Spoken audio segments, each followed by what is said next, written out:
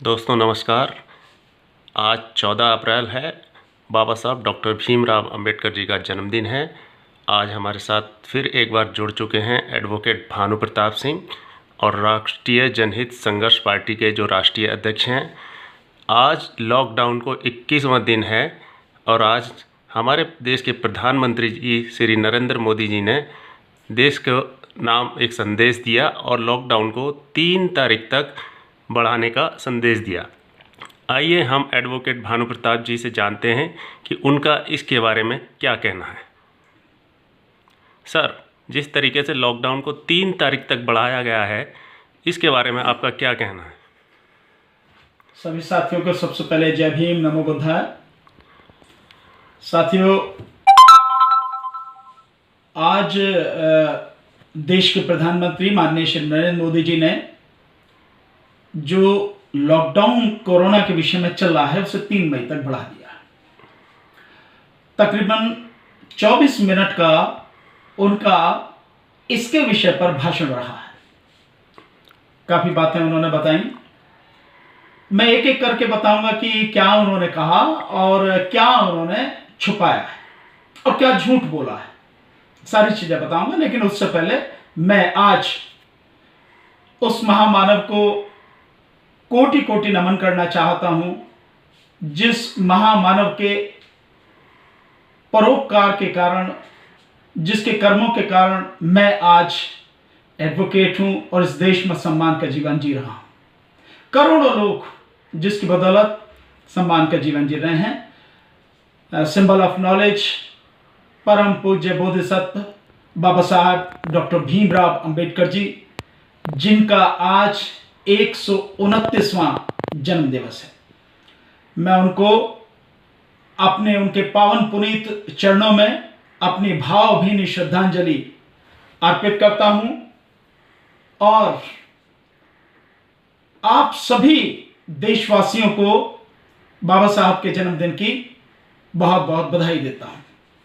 मैंने कुछ दिन पहले एक वीडियो जारी किया था जिसमें आपसे सभी से रिक्वेस्ट किया था कि क्योंकि बाबा साहब का जन्मदिन है तो हम बहुत अच्छी तरह से, बड़ी धूमधाम से मनाते हैं, बल्कि अप्रैल का तो पूरा महीना 14 तारीख के बाद से बाबा साहब डॉक्टर अंबेडकर के जन्मदिन के उसमें ही लगातार हर दिन कहीं ना कहीं मनाया जाता है। दुनिया में ऐसे कहीं नहीं होता, सिर्फ बाबा साहब का ही जन्मदिन ऐसा मनाया जाता है। पर आज परिस्थिति विपरीत है। कोरोना की महामारी पूरे देश में, पूरी दुनिया में व्याप्त है, तो हम बहुत ही सभ्य तरीके से, बहुत ही सम्मानित और शांत तरीके से बाबा साहब का जन्मदिन मनाएंगे। और मैंने आपसे रिक्वेस्ट की थी कि बाबा साहब का जन्मदिन हम शाम को अपने घरों पर दीप जलाकर, दिए जलाकर, रोशनी करके बाबा साहब डॉक्टर भीमराव अंबेडकर जी का जन्मदिन मनाएंगे। एक नई परंपरा की शुरुआत हम लोगों को करनी चाहिए। जो भी बाबा साहब को मानते हैं, ये यूं कहूं कि इस देश के हर व्यक्ति को और विशेषकर बहुजन समाज के लोगों को, इस देश की तमाम स्त्रियों को बाबा साहब का जन्मदिन बड़ी धूमधाम के साथ, शांतिपूर्वक तरीके से, सम्मान के साथ दिए जलाकर मनाना है। शाम को दिए जलाकर मनाना है। अब मैं आता हूं माननीय प्रधानमंत्री श्री नरेंद्र मोदी जी के 3 मई तक बढ़ाए गए लॉकडाउन पर। मुझे बहुत अजीब लगा, मुझे देखकर लगा कि क्या इस देश में कोई संघीय सरकार है और संघीय सरकार का प्रधानमंत्री ये बात कह रहा है। जिस तरह से माननीय श्री नरेंद्र मोदी जी ने बातें कही, लग बिल्कुल ऐसा रहा था कि देश में संघीय ढांचा नहीं है, संघीय सरकार नहीं है, राज्यों की सरकारें भी नहीं है, केवल एक राजतंत्र है और राजतंत्र का प्रमुख अपनी बात कह रहा है। एक छोटी सी बात जिसे केवल 1 मिनट में खत्म किया जा सकता था, माननीय प्रधानमंत्री जी ने उसके लिए लगभग 24 मिनट भाषण दिया। केवल इतना ही तो कहना था कि जो लॉकडाउन आज तक चलता रहा 21 दिन, वो अगले 19 दिन और 3 मई तक जारी रहेगा और सख्ती के साथ में उसमें नियमों का पालन किया जाएगा। बस इतनी सी बात कहनी थी, खत्म। इसके अलावा तो जो भी उन्होंने कहा उसका कोई मतलब नहीं है। उन्होंने कहा, एक एक करके मैं अब आपको बातें बताता हूं। उन्होंने कहा कि भारत में कोरोना का एक भी केस आने से पहले ही एयरपोर्ट पर स्क्रीनिंग शुरू कर दी गई थी। विदेशों से आने वाले यात्रियों की स्क्रीनिंग शुरू कर दी गई थी। आप सब जानते हैं कि हमारे देश में कोरोना नहीं था। हमारे देश में कोरोना आया है कि जो लोग विदेश से होकर आए और उनके साथ उनमें जो भी संक्रमित थे उनसे देश में कोरोना फैला है। अगर एक भी केस भारत में नहीं था और उससे पहले ही आपने स्क्रीनिंग शुरू कर दी, तो फिर ये कैसे आज की तारीख में 10,500 के लगभग, इस समय जिस समय मैं आपसे बातें कर रहा हूं, 10,500 से ज्यादा केस कोरोना के हो चुके हैं। 350 से ज्यादा लोगों की जिंदगी खत्म हो चुकी है। ये तो उनकी है जिनकी कोरोना की बात कर रहे हैं। उनका तो कोई हिसाब ही नहीं है कि जो लोग और बीमारियों से, जैसे कैंसर की बीमारी, टीबी की बीमारी, सांस की बीमारी और न जाने कितने तरह की बीमारी उनसे मर गए। प्रधानमंत्री का ये कहना कि स्क्रीनिंग शुरू कर दी गई, तो ये बाकी लोग कहां से आ गए? ये इटली से जो लोग आए, स्पेन से जो लोग आए, जो यूएसए से लोग आए, जो यूके से लोग आए, कहां से आ गए? ये मलेशिया से, थाईलैंड से जो लोग आए, कहां से आ गए लोग? अगर स्क्रीनिंग शुरू कर दी गई, और एक उदाहरण, बल्कि 2 उदाहरण मैं कहूंगा बहुत सीधे सीधे, जो बहुत मोटे हैं, समझ में आ जाने चाहिए, कि नोएडा में एक फैक्ट्री मालिक इटली होकर आया और उसके बाद में लोग संक्रमित हुए और उसके बाद में उस फैक्ट्री मालिक के खिलाफ केस किया गया। उत्तर प्रदेश सरकार ने वहां बिल्कुल बंद कर दिया पूरी तरह से, लोगों को ढूंढा कहां कहां है। यहां तक कि खुद मेरे गांव में भी, मेरे खुद के गांव में भी, जो डिस्ट्रिक्ट बुलंदशहर में है, उसमें एक व्यक्ति उसी कंपनी में काम करने वाला जब गांव में पहुंचा, वो कोरोना से संक्रमित था। हमारे पूरे गांव को सील कर दिया गया। ये कहां से हुआ? अगर स्क्रीनिंग चल रही थी। और एक बेबी डॉल जो लड़की थी, उसको जो संक्रमित थी, वो भी विदेश से होकर आई थी। वहां पे कनिका कपूर जो थी, जो विदेश से होकर आई थी और जो लखनऊ भी गई थी, जिसके संपर्क में जो विजयराजे सिंधिया जी हैं, वो आई एम सॉरी, जो सिंधिया जी हैं, जो मुख्यमंत्री रही राजस्थान की, और दुष्यंत जी जो हैं, जो उनके ही बेटे हैं, शायद वो हैं, और उत्तर प्रदेश के खास खुद योगी आदित्यनाथ जी भी उनके संपर्क में थे, और बहुत से बीजेपी के नेता उनके संपर्क में थे। तो वो कहां से आ गए? कहां से आ गए वो लोग? और जब मुख्यमंत्री पद की शपथ ली मध्य प्रदेश में शिवराज सिंह चौहान जी ने, उसमें एक जो पत्रकार हैं वो इससे उन्होंने क्वारंटाइन किया, तो बाकी सारे पत्रकारों ने भी अपने आप को क्वारंटाइन किया। कहां से आ गए? अगर स्क्रीनिंग थी तो क्या स्क्रीनिंग प्रॉपर नहीं थी? इसका मतलब तो साफ ही है, दोनों में से एक बात है, या तो उस समय तक आपने स्क्रीनिंग शुरू ही नहीं की थी, और या आपने जो स्क्रीनिंग की थी वो स्क्रीनिंग किसी मतलब की ही नहीं थी। जब लोग संक्रमित होके आ गए, क्योंकि देश में तो था नहीं, आया तो बाहर से था। तो प्रधानमंत्री जी ने इस विषय में झूठ बोला, और प्रधानमंत्री जी ने झूठ बोला कि जब 100 हो गए, तो फिर हमने, जब 100 केस हो गए, तो बाहर से आने वाले सारे लोगों को बिल्कुल हमने बंद कर दिया। विदेशी जो लोग थे उनको इस पर बंद कर दिया। चलिए, कहां से? और उसके बाद में आप कह रहे हैं कि जब 550 हो गए तो हमने पूरी तरह से लॉकडाउन कर दिया, देश को पूरी तरह से लॉकडाउन कर दिया। आपने लॉकडाउन तो कर दिया, लेकिन आपने ना तो तब बताया और ना ही अब बताया कि लॉकडाउन करने से पहले क्या आपको समय नहीं देना चाहिए था? लॉकडाउन करने से पहले क्या आपको पूरी तैयारी नहीं करनी चाहिए थी? और दूसरा एक बहुत बड़ा झूठ जो प्रधानमंत्री ने बोला कि 1-1.5 महीने पहले जो समृद्ध देश हैं विदेशों में, जो बड़े बड़े देश, नाम नहीं लिया लेकिन सीधा उनका इरादा था, जैसे अमेरिका है, इंग्लैंड है, स्पेन है, इटली, ऐसे जो देश हैं, उन देशों में जो 1-1.5 महीने पहले आज जो भारत में संख्या है उतनी संख्या थी, वो संख्या 25 से 30 गुना बढ़ गई, लेकिन भारत में उस हिसाब से नहीं बढ़ी। तो प्रधानमंत्री जी ने यह नहीं बताया कि तुम्हारे यहां पर टेस्ट कितने हो रहे हैं। जो टेस्ट होने चाहिए उनके यहां पर, अकेले न्यूयॉर्क में 1 लाख के लगभग टेस्ट हर दिन हो रहे हैं। कितनी बड़ी संख्या में उन्होंने टेस्ट किए हैं जिसकी वजह से इतने लोगों का पता लग सका। और आपने क्या किया, आज की तारीख तक आपके 2 लाख के लगभग ही टेस्ट हुए हैं, केवल 2 लाख। मतलब जहां 1 लाख टेस्ट हर दिन हो रहे हैं न्यूयॉर्क में, यूएसए में, वहां आपके आज तक, मतलब जब से आप बात कर रहे हैं आज तक केवल 2 लाख टेस्ट हुए हैं। तो अगर आप तुलना कर रहे हैं किसी की कि वहां पर इतने परसेंट बढ़ गए, इतने गुना बढ़ गए, 25 से 30 गुना, और भारत में इतने नहीं बढ़े, तो आप ये भी तो बताएंगे कि उनके साथ आपने क्या क्या किया। क्या उनके बराबर टेस्टिंग की आपने? क्या उनके बराबर और सारी चीजें की आपने?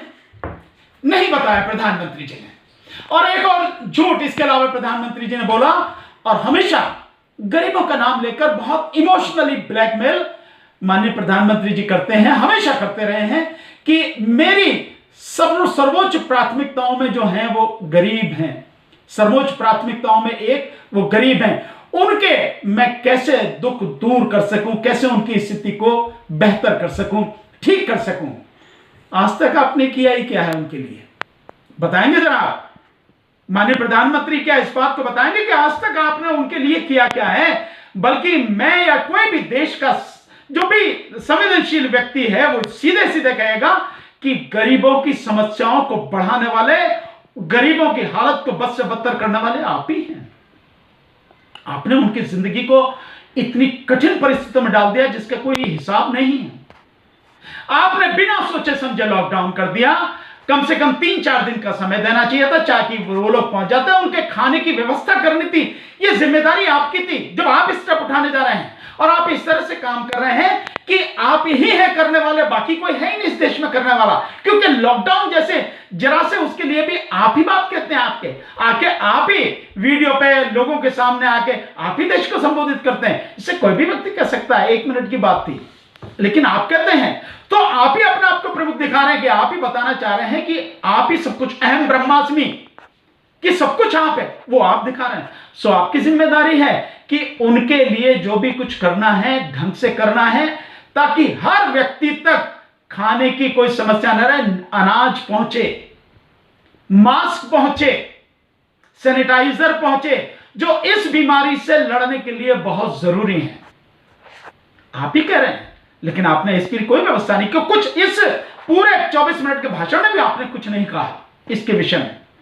सो प्रधानमंत्री ने झूठ बोला। प्रधानमंत्री ने जो बातें कही हैं कि सोशल डिस्टेंसिंग, ये वो, प्रधानमंत्री ने एक बात भी इस बार, एक शब्द भी इस बात पर नहीं कहा कि आपके जो अपने बीजेपी के नेता हैं, कर्नाटक से जो एमएलए हैं तुमकुर से, जो अपना जन्मदिन मनाते हैं, लोगों को बुलाते हैं, भीड़ है पूरी, केक बांट रहे हैं सोशल डिस्टेंसिंग के लिए, उनसे नहीं कहा आपने इस पे एक शब्द भी नहीं कहा कि आरएसएस के लोग पुलिस के साथ घुस के, पुलिस के साथ खड़े होके किस आधार पर, किस अथॉरिटी के अनुसार जो है लोगों से उनका आई कार्ड ढूंढ रहे हैं, और आई कार्ड मांग रहे हैं, उनकी पहचान मांग रहे हैं, उनका लाइसेंस मांग रहे हैं। आपने नहीं कहा। हाथ में डंडे ले रखे उन्होंने। आपने नहीं कहा कि वो किस तरह से जो ये सारा पब्लिक के साथ में व्यवहार कर रहे हैं, आपने नहीं कहा। आपने नहीं बताया।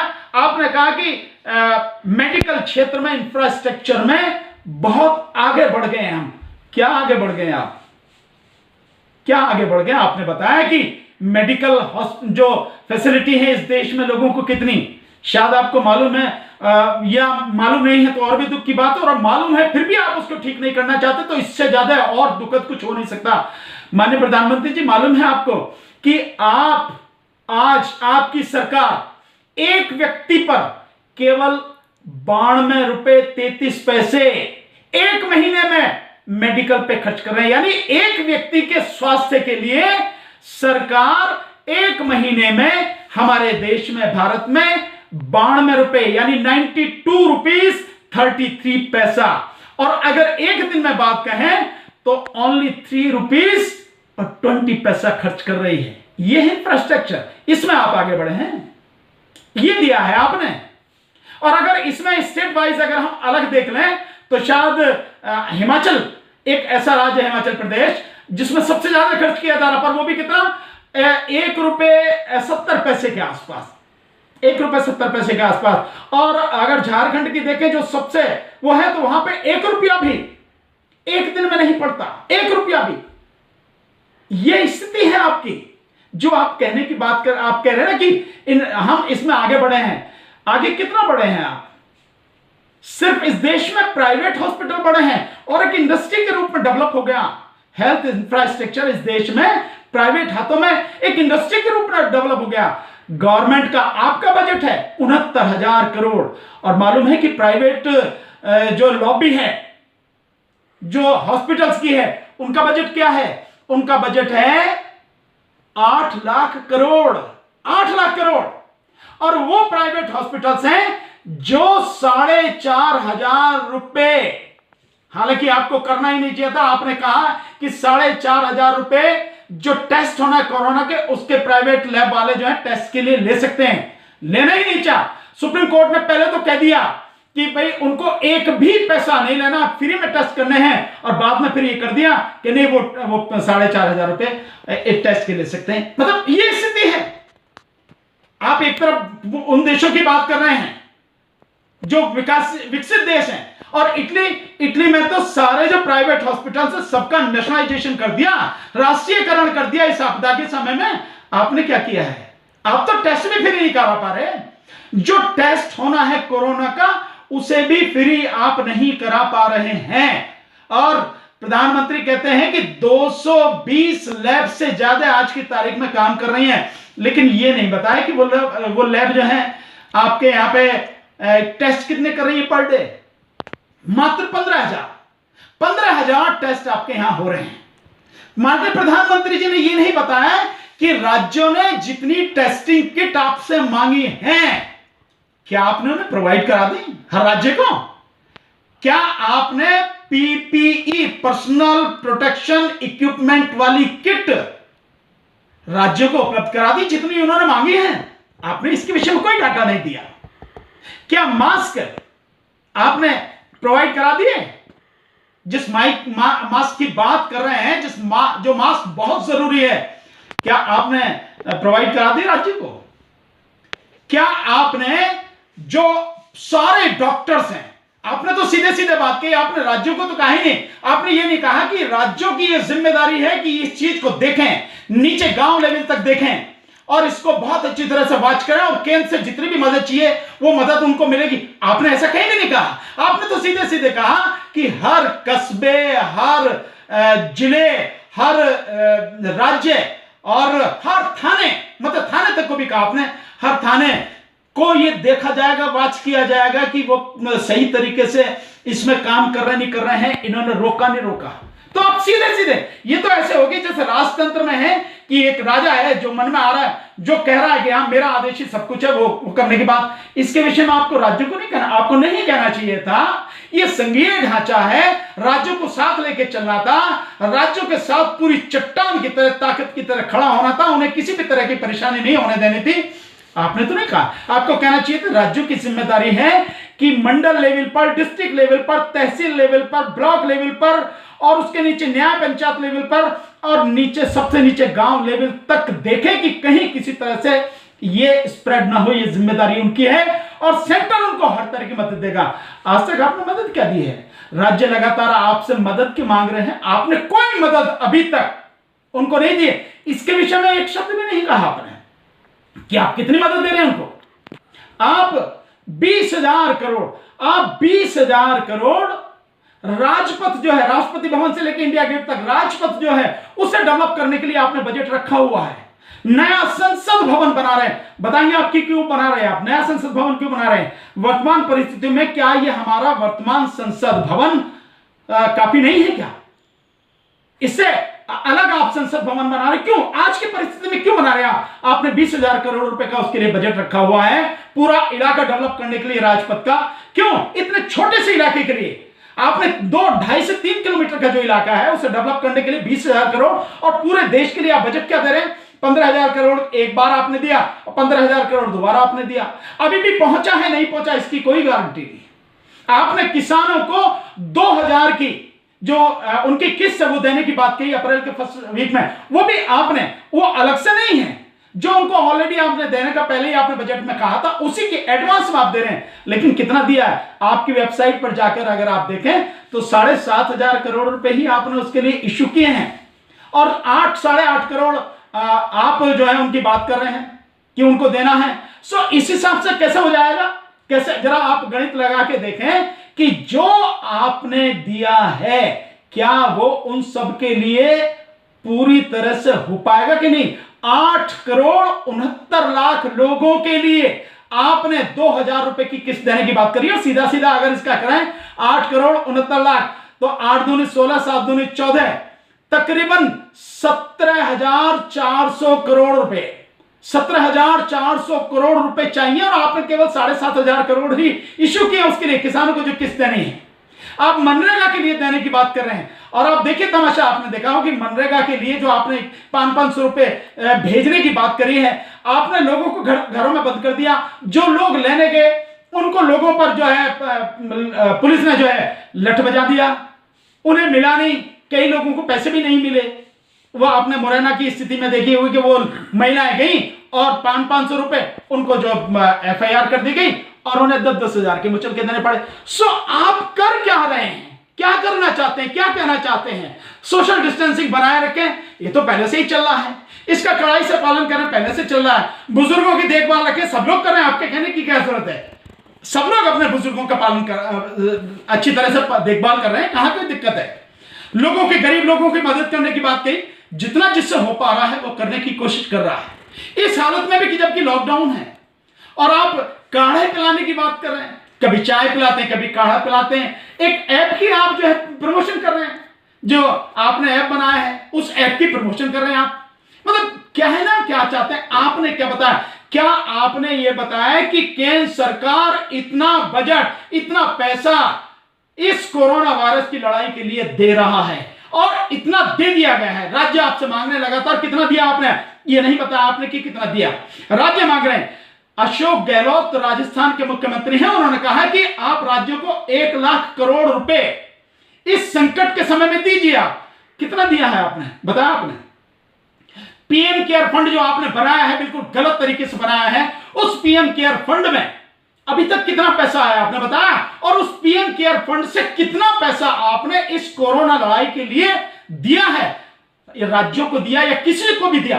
किसको दिया है बताया आपने? नहीं बताया। क्या आपने देश में जो बताया है कि 1 लाख बेड कर दिए हैं, और जो अंतरराष्ट्रीय मानदंड है वो है कि 10,000 अगर कोरोना के मरीज हैं तो उस पर 1500-1600 जो है बेड होने चाहिए, और भारत ने 1 लाख बेड कर दिए हैं। ऑलरेडी है हमारे पास में इस समय जो हमारे पास में लगभग 23,000 से ज्यादा हमारे पास हॉस्पिटल है, सब में टोटल मिला के 7,10,261 बेड हैं हमारे पास। क्या आपने इसके लिए अलग से किए हैं? और अलग से किए हैं तो बताया क्यों नहीं आपने? ये उसी में से किए हैं, और उसी में से किए हैं तो बाकी का क्या है? और ये स्थिति तो यह है, कोरोना की बात करें, इस कोरोना की वजह से जो हॉस्पिटल्स पूरे लॉकडाउन कर दिए गए हैं, जो और बीमारियों से लोग जूझ रहे हैं, वो टीबी की बीमारी है, वो कैंसर की बीमारी है, वो सांस की बीमारी है, वो जो शुगर की बीमारी है, और न जाने कितनी तरह की बीमारियां, हार्ट की बीमारियां हैं, इन सबसे जो लोग जूझ रहे हैं उनके लिए क्या व्यवस्था की है आपने? आपने देखा नहीं कि लगभग 800 लोगों को खुद LNJP हॉस्पिटल जो दिल्ली का है, लोकनायक जयप्रकाश हॉस्पिटल, उसमें से उनको निकाला गया, बेड खाली कराया गया। उनमें से एक हार्ट के मरीज थे, उनकी डेथ हो गई। ऐसे ही अभी आपने देखा बिहार में जहानाबाद में एक जो मां है, वो 3 साल के बच्चे को लेके पहले वहां से अपने गांव से एक हॉस्पिटल भागी, वहां से मना कर दिया, वहां से कहा कि भाई वहां पे जाओ, दूसरी जगह पे वहां गई, वहां से उन्होंने कहा कि जहानाबाद जाओ, लेकिन एम्बुलेंस होते हुए भी किसी ने एम्बुलेंस प्रोवाइड नहीं कराई, और उसका बच्चा मर गया। जिसका मरता है उसी को दुख मालूम है, दर्द मालूम है, आपको मालूम नहीं है मोदी जी। आपको कुछ नहीं मालूम, आपको तो कहना है बस, आप कहीं चले जाइए जो भी कुछ है, और सारा काम जनता ही करे, सारा काम और ही करें, आप कुछ नहीं करें। आप किसानों की बात करें, आपने ये जो मैंने उस महिला की बात बताई, इसके लिए क्या किया? ऐसे कितने ही लोग हैं, जितने लोग कोरोना से मर रहे हैं, लगभग उतने के आसपास ही मैं समझता हूं वो लोग जिनको इलाज नहीं मिल पा रहा है बीमारी की वजह से, वो लगातार मर रहे हैं, भूख की वजह से लोग मर रहे हैं। लोगों की भूख का इंतजाम किया आपने? लोगों तक खाना कैसे पहुंचे इसकी व्यवस्था की आपने? इसके लिए राज्यों को कोई इंस्ट्रक्शन दिया कि आप ये करिए और हम ये सपोर्ट आपको करेंगे? कोई व्यवस्था की आपने? नहीं की। ये और जो 19 दिन के लिए लॉकडाउन रहेगा, इसमें कैसे लोग रहेंगे, कैसे खाना खाएंगे? अभी लोगों को 3-3, 4-4 दिन में खाना मिल पा रहा है। दिल्ली में सुबह 6 बजे से आते हैं, देखा ही होगा आपने वीडियो, सुबह 6 बजे से आते हैं और शाम को दोपहर तक 4-4, 5-5 घंटे लाइन में लगे थे। मतलब लंच का जो है खाना, लंच लेने के लिए, दोपहर के खाने के लिए सुबह से लाइन लगाते हैं और शाम के खाने के लिए दोपहर से लाइन। ये जो सारी की सारी स्थिति है, इस स्थिति में माननीय प्रधानमंत्री जी आप बताएंगे कि आप क्या कर रहे हैं? आपने क्या किया?